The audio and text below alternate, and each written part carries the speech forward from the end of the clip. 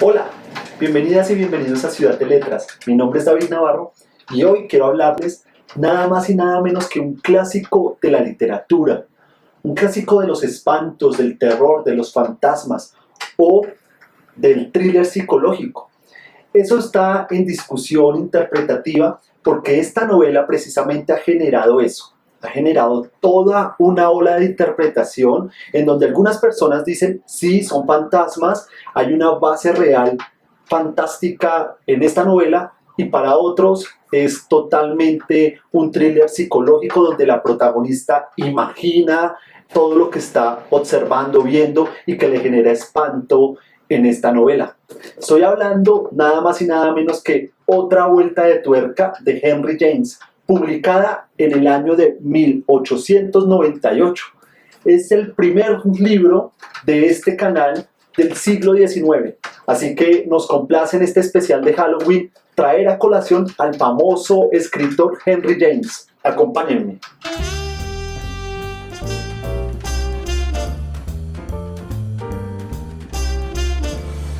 Antes de empezar este video, quiero pedirles disculpas porque está lloviendo a cántaros en mi ciudad. Entonces, de pronto vamos a escuchar las gotas de la lluvia, de pronto algún trueno en la ventana y puede interrumpir el audio. Les comentaba que vamos a hablar de este hermoso clásico del siglo XIX, bueno, finales del siglo XIX de Henry James, que aborda nada más y nada menos que una trama fantástica, emocionante y un poco terrorífica para este especial de Halloween. Todo empieza de una forma única y es un grupo de personas que está reunida para contar historias alrededor de una chimenea, alrededor del fuego. En medio de esas historias que están contando, un personaje dice que va a relatar los hechos de un diario, una carta, no recuerdo ya muy bien, que ha escrito una institutriz que cuidaba a unos niños en el pasado sobre unos hechos que le ocurrieron a ella y que son totalmente terroríficos. Entonces, todas las personas reunidas alrededor del fuego quieren escuchar la historia, pero esta persona, de manera un poco misteriosa, les dice que no puede contarle la historia porque tiene que solicitar el manuscrito a otra ciudad y tienen que esperarse unos días, 2 días si no estoy mal, para que llegue el manuscrito y lo empiecen a leer. Empiezan a leer el manuscrito una noche alrededor del fuego, de nuevo en la chimenea, y el testimonio que vamos a encontrar en toda la novela básicamente es el testimonio de la institutriz que está escribiendo en primera persona la historia que le ocurrió a ella. A mí me gustó mucho ese inicio porque me recordó mi infancia cuando contábamos cuentos de terror, de espantos, alrededor de una linterna, alrededor de un camping. Entonces me gusta mucho esa alusión que se hace también un poco a la historia oral, a la forma como se cuentan las leyendas, los mitos alrededor del fuego, en las reuniones familiares o de amigos. Y esa relación que existe entre la oralidad y la literatura me encanta y creo que es algo característico incluso de las historias de terror. ¿Quién no ha contado una historia de miedo en una reunión familiar o de amigos alrededor de una comida, alrededor de un vino, alrededor de una cerveza o incluso alrededor del fuego? Pues creo que muy pocos, o es una forma muy llamativa de acercarnos precisamente a las historias. Es muy común acercarnos a la literatura de esa forma y por eso me gustó, pero creo que también sirve de enganche al lector, un lector que está buscando una historia de suspenso, de terror, que empiece con una historia que va a ser narrada alrededor del fuego, es algo que engancha completamente. Una vez adentrados en la historia, vamos a encontrar un Henry James totalmente magistral, un Henry James que nos va a meter como lectores en una trama que va a ser trepidante todo el tiempo, que va a tener al lector constantemente leyendo. Es una novela prácticamente que se lee de un solo tirón, es muy corta, pero emocionante, de mucha intriga, está cargada precisamente de suspenso. Y el lector va a encontrarlo todo el tiempo, por eso se la recomiendo para esta época. Ya adentrándonos en la historia en sí, vamos a encontrar que la institutriz viene de un origen rural y encuentra un trabajo que es cuidar a unos niños en una mansión alejada. Viaja a Londres a conocer a la persona que la va a contratar, que es un tío, es el tío de los niños, una persona atractiva, con dinero, que le pide solo una cosa, y es que no lo moleste por ningún motivo. Y pues la envían a la mansión. Ella llega a la mansión a cuidar a estos dos niños, encuentra una persona que la recibe, con la cual genera empatía inmediatamente. Es una casa grande, victoriana, del siglo XIX. Entonces el escenario ya de por sí nos rememora los mejores escenarios para el terror y el suspenso. La historia empieza con un misterio, y es porque el tío no quiere hacerse cargo de la crianza de manera personal él mismo de los niños. Porque el tío no quiere ser molestado, porque está tan alejada la mansión de la ciudad donde vive el tío, que es en Londres. Son misterios que empiezan a aparecer en la novela. Otro misterio que empieza a aparecer es la mansión misma. La mansión es muy grande para solo estar habitada por los dos jovencitos familiares del tío. Obviamente tenemos un pool de personas que son los criados, que habitan la casa y que hacen que la casa se sostenga, pero en verdad los únicos familiares que existen del propietario de la vivienda, que es el tío, pues son estos dos niños. Entonces también es un misterio que estos dos jovencitos vivan solos a cargo de criados y la institutriz, y el tío no se haga cargo de ellos. Uno de los grandes temas de esta novela es el secreto.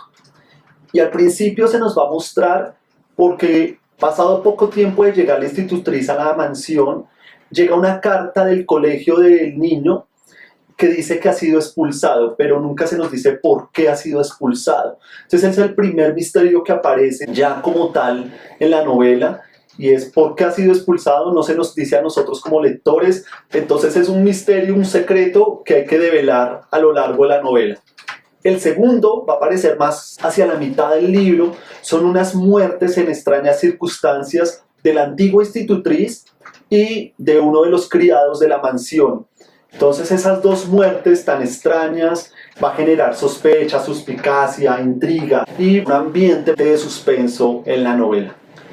En esta novela vamos a encontrar como otro tema fundamental los otros personajes que empiezan a parecérsele a la institutriz, que no actúan. Básicamente, si aparecen, no generan ninguna acción más allá de estar ahí presentes y generar misterio, terror hacia la institutriz, que es la única persona que los ve, por cierto.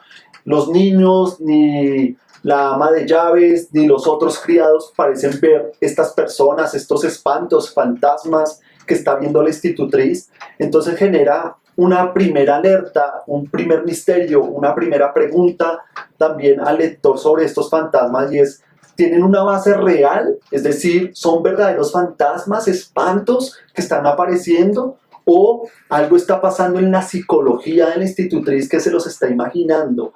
Es algo que no está claro en la novela. Toca tomar una decisión interpretativa ustedes como lectores a medida que vayan leyendo el libro. Pero eso le genera a la novela otra vuelta de tuerca, algo fantástico, y es precisamente la opción de la interpretación. El lector tiene que estar totalmente interpretando lo que sucede aquí y tomar la versión que más le guste o la que más lo convenza. A mí particularmente, cuando estaba leyendo el libro, me convencía que tenía una base real, es decir, que los fantasmas existían. Pero una vez terminado el libro, me incliné más por la interpretación de que la institutriz se los estaba imaginando y que era una persona trastornada psicológicamente por temas de su personalidad. Pero bueno, esa es la lectura que yo hice. Igual la otra lectura también es válida. Y eso es lo que me gusta de esta novela, que le permite a uno pasar de una interpretación a la otra, siendo las dos válidas, y le genera al lector un rol muy activo en escoger cuál le gusta más o cuál cree más. El otro tema es la infancia. Estamos hablando que hay dos niños a los que tiene que cuidar la institutriz, un niño y una niña, que en un primer momento son descritos con unos adjetivos totalmente hiperbólicos. Son extremadamente bellos, inteligentes, inocentes. La institutriz habla siempre de ellos en esos términos hiperbólicos, casi que haciendo una adulación de ellos, de su belleza, de lo limpios espiritualmente que son, lo inocentes que son, lo tiernos que son. Pero a lo largo de la novela vamos a encontrar una transformación de esa versión por momentos, y los niños empiezan a generar terror, empiezan a generar sospecha, miedo. Incluso la institutriz llega a hablar de ellos en términos crueles, como que los niños están ocultando información, que los niños están haciendo que las cosas que están sucediendo sucedan de esa forma, porque tienen un interés oculto, tal vez motivados por los fantasmas que están influyendo de manera negativa en ellos. Entonces pasamos de una descripción totalmente inocente de la infancia a una descripción de la infancia totalmente cruel y maligna, en donde al principio encontramos el amor que ella profesa por estos niños, pero después el miedo.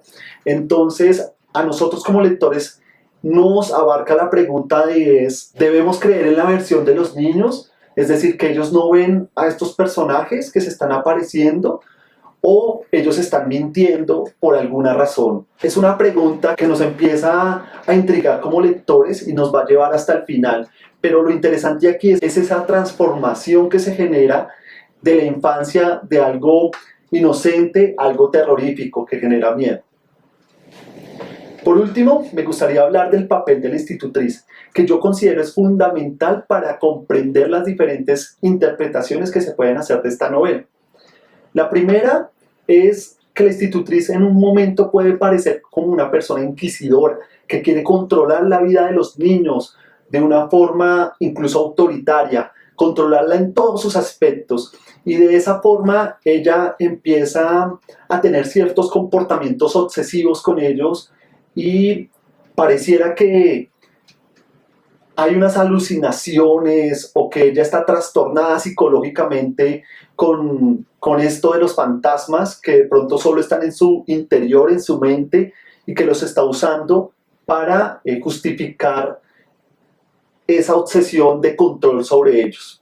Otra versión puede ser una versión completamente heroica, en donde la institutriz lo que está haciendo es intentando salvar a los niños de una influencia maligna que representan estos fantasmas, esos fantasmas que representan el mal y que quieren influir en la moral de los niños, contaminarlos e incluso llevarlos a hacer cosas perturbadoras, como lo vemos al final de la novela, cuando se nos cuenta un poco por qué el niño ha salido de la escuela, cuál es la razón fundamental por la cual el niño fue expulsado de la escuela, del colegio.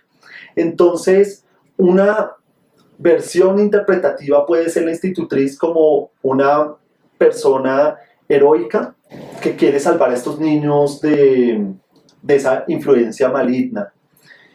Por último, podríamos decir que la institutriz también es una persona obstinada.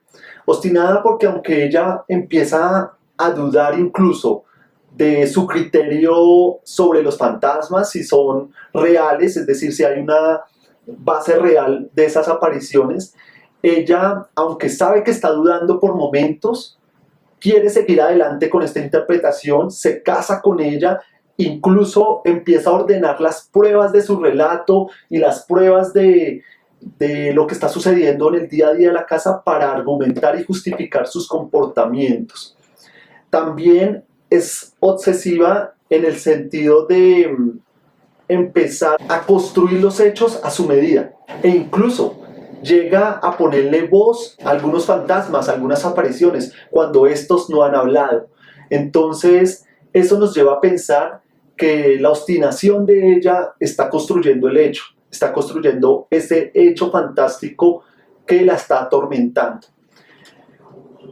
Hay otra posible, y es que sea todo conjunto, que ella tenga un poco de inquisidora, que tenga un poco de una virtud heroica y que sea obstinada al mismo tiempo, y que básicamente la novela lo que nos quiere mostrar es esa transformación y complejidad del alma humana en circunstancias atípicas, cuando nos encontramos aislados o en cualquier circunstancia. Es la complejidad del alma humana y de la mente humana. Podría ser otra interpretación. Lo más hermoso de esta novela precisamente es eso, encontramos aquí una novela que privilegia la trama, es decir, la trama se vuelve la protagonista. Es una novela que va a mantener al lector todo el tiempo ahí queriendo leer más. Como les dije, es muy corta. Va a mostrarnos a nosotros como lectores que no todo puede ser considerado blanco o negro, que estas dicotomías no son tan claras en la vida y que corresponde a los seres humanos definir a veces esas zonas grises. A mí me encantó la novela, no la había leído, es la primera vez que leo algo de Henry James, me pareció súper oportuno hacerlo en el mes de octubre y quería compartirles esta reseña precisamente unos días antes de Halloween porque creo que es muy apropiada. Si nos gustan todos los temas del terror, del suspenso, de los fantasmas, del thriller psicológico, esta novela la van a disfrutar, se las recomiendo mucho. Espero que les haya gustado este episodio, pero antes de irse, stop. Si les gustó este episodio, por favor, denle like. Comenten si han leído algo de Henry James. Me ha gustado que en algunos videos pasados hay personas que están comentando cosas muy interesantes, muy chéveres sobre los videos, sobre las novelas. Eso es muy bonito porque es precisamente lo que quiero que pase aquí en este canal y es construir una red de personas que nos gusta la literatura y queremos compartir nuestras interpretaciones, lecturas, opiniones en un espacio virtual.